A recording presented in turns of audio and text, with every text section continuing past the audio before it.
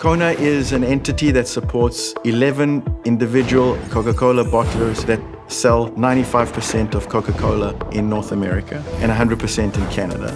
So when I'm having my Diet Coke at lunch, I have you to thank. At the end of 2022, we took a conscious decision that we were going to move from an on-prem ECC to S/4HANA in Azure.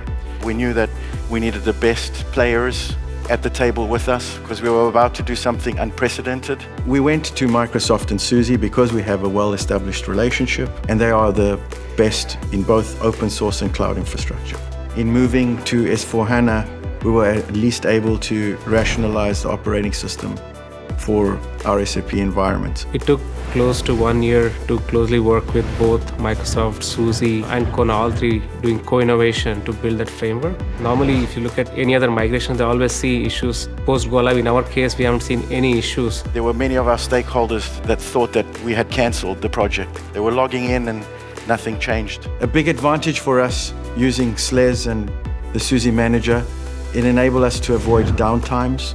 So we were able to use live patching, which is an incredible advantage for us. The main reason we put things in Azure and also using SUSE is to make sure we don't want our business to worry about our infrastructure. We now have tools available that do not compel us or force us to be down. We had to work closely with both Microsoft and SUSE to work together and build this STAF framework. We used to take at least 4 to 5 weeks to build any new SAP system. With SUSE and Microsoft help with the STAF framework, we're able to build a new system within half a day or less than a couple of hours. CONA was able to reduce its build time by 99%, which also resulted in a 60% cost reduction and a 90% improvement in build quality.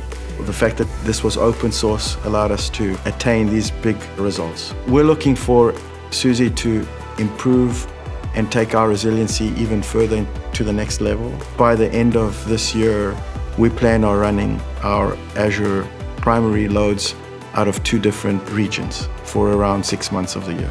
SUSE is a partner, 100%.